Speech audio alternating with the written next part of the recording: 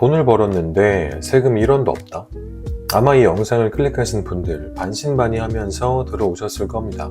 우리가 평생 배운 상식은 돈이 있는 곳에 세금이 있다니까요. 편의점에서 껌 하나를 사도 부가세를 내는 마당에 투자를 해서 돈을 벌었는데 세금을 안 낸다니, 인터넷을 찾아보면 말들이 다 다릅니다. 누구는 안 낸다, 누구는 은행에서 떼갔다.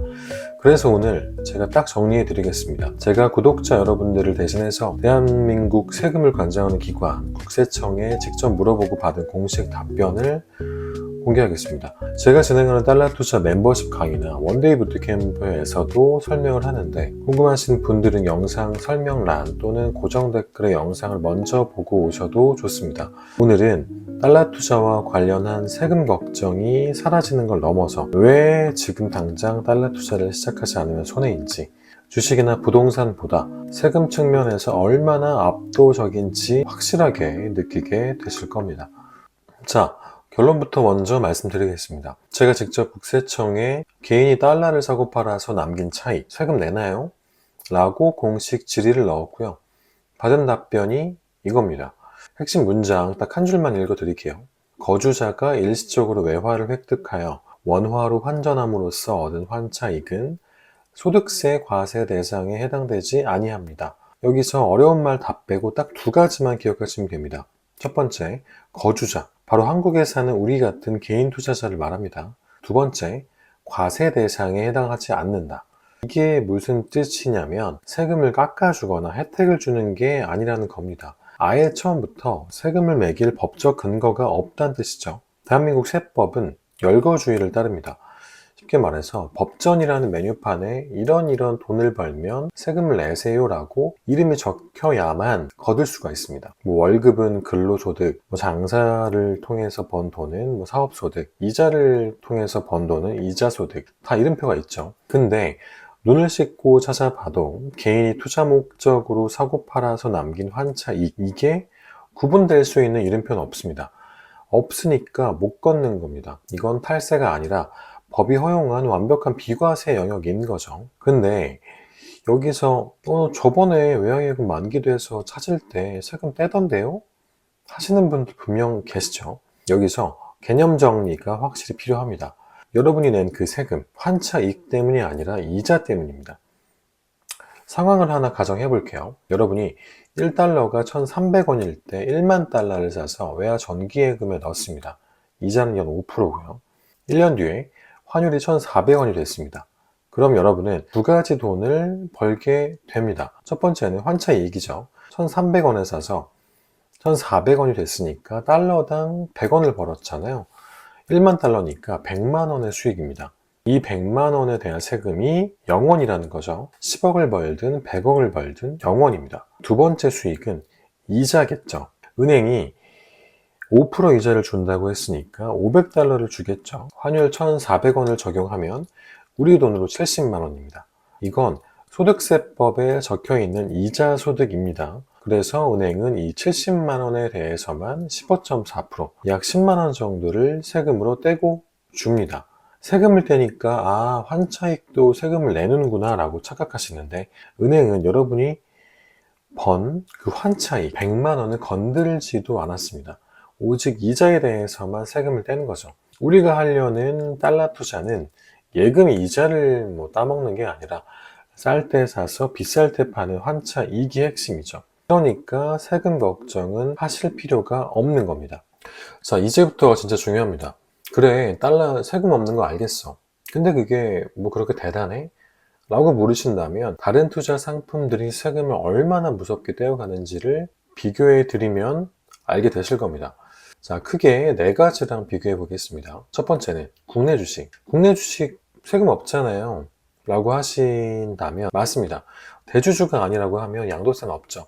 근데 증권거래세라는 게 무조건 붙습니다. 수익이 나든 손실이 나든 거래할 때마다 꼬박꼬박 떼어가죠. 근데 달러 투자는 거래세조차 없습니다. 어딜 거래하든 환율의 90%는 이제는 상식이니까 세금 말고도 발생하는 비용이 0.1% 수준에 불과한 거죠. 두 번째는 해외 주식, 미국 주식이죠. 요즘 미국 주식 투자 안 하는 분들이 거의 없죠. 이름만 대면 아는 뭐 테슬라나 엔비디아 말고도 다양한 기업에 투자를 하고 계시는데 세금 계산해 보셨나요? 해외 주식은 수익이 250만 원을 넘어가면 초과 수익의 22%를 양도세로 토해내야 됩니다. 1000만 원을 벌면 기본 공제 빼고 약 165만 원을 세금으로 냅니다. 번 돈의 5분의 1이 날아가는 겁니다. 세 번째는 ETF. 그럼 나 그냥 편하게 ETF, 뭐 배당주 이런 거 할래. 이것도 세금을 무시할 수가 없습니다. 기본적으로 매매 차익이나 배당금에 대해 15.4%의 세금을 떼어가죠. 특히 요즘에 ISA나 일반 계좌로 국내 상장 해외 ETF 많이 하시잖아요. 미국 S&P 500이나 나스닥을 추종하는 ETF를 말하는 건데 이거 세금 계산이 생각보다 복잡합니다. 일반 국내 주식형 ETF는 매매 차익이 비과세지만 이런 해외 상장 ETF는 수익이 나는 족족 전부 배당 소득으로 간주합니다. 주식처럼 팔아서 차익을 남겼는데 세금은 배당금처럼 걷어간다는 얘기죠. 이게 왜 무섭냐면 금융소득 종합과세의 함정, 거기에 빠지기 좋기 때문입니다. 만약 이자와 배당소득이 연간 2천만 원을 넘게 되면 그 초과하는 수익에 대해서는 여러분의 근로소득과 합쳐서 세금을 매깁니다. 내가 힘들게 번 돈의 절반 가까이인 최대 45%까지 세금으로 낼 수 있는 겁니다. 지역가입자라고 하면 건보료도 오를 수 있고 피부양자 자격이 박탈될 수도 있죠. 뭐 어떤 건 비과세고 어떤 건 22% 분리과세고 어떤 건 배당소득이고 투자를 해서 돈을 버는 거 그 자체도 어려운데 일반인이 이걸 일일이 계산해 가면서 세금을 피하기가 정말 쉽지 않은 구조인 거죠. 다음으로는 파생상품, 뭐 선물 옵션 이런 게 있죠. 여기에도 11%의 양도세가 있습니다. 근데 달러 투자를 볼까요? 수익이 250만 원 넘어도 세금이 0원, 1년에 1억을 벌어도 세금이 0원, 금융소득 종합과세 포함 안 됩니다. 건보료 1원도 안 오릅니다. 대한민국에서 큰 돈을 굴리면서 거래세도 없고 양도세도 없고 종합소득세 합산도 안 되는 투자는 달러 투자가 유일합니다. 다른 투자처에서 수익의 15%, 22%씩 세금으로 떼일 때 우리는 그 돈을 그대로 복리로 굴릴 수 있다는 겁니다. 이게 바로 달러 투자의 진짜 위력입니다. 오늘 내용을 정리해 보겠습니다. 첫째, 개인이 달러를 사고 팔아 번 환차익은 세금이 없다. 이건 혜택이 아니라 법적 근거가 없는 거다. 두 번째, 은행에서 떼가는 세금은 이자에 대한 세금일 뿐 환차익과는 무관하다.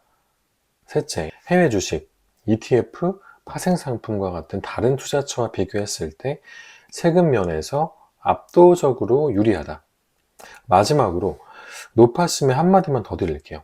국세청 답변에 자세히 보면 사업상 목적이면 과세한다는 말이 있어서 내가 너무 자주 거래하면 사업자로 보는 거 아니야? 이런 걱정할 수 있습니다. 근데 걱정하지 마세요. 별도의 사업자를 내고 거래를 하지 않는 이상 방구석에서 스마트폰으로 아무리 자주 사고 팔아도 아무리 큰 돈을 거래해도 사업상 목적으로 보지 않습니다. 수수료는 고작 0.1% 수준인데 세금은 0%인 투자, 수익을 내는 족족 내 주머니로 100% 들어오는 투자, 이 합법적인 혜택 굳이 마다할 이유가 있을까요? 여러분의 자산이 세금 때문에 줄줄 새지 않도록 지금 바로 달러 투자를 공부하고 시작해 보시기 바랍니다. 제가 진행하고 있는 부트캠프까지 듣지 않으시더라도 제가 올린 유튜브 영상이나 멤버십 영상을 통해서도 충분히 체계적으로 배울 수 있습니다. 제대로 한번 배워보고 싶으신 분들은 지금 바로 고정 댓글 링크의 영상을 확인해 보시기 바랍니다. 감사합니다.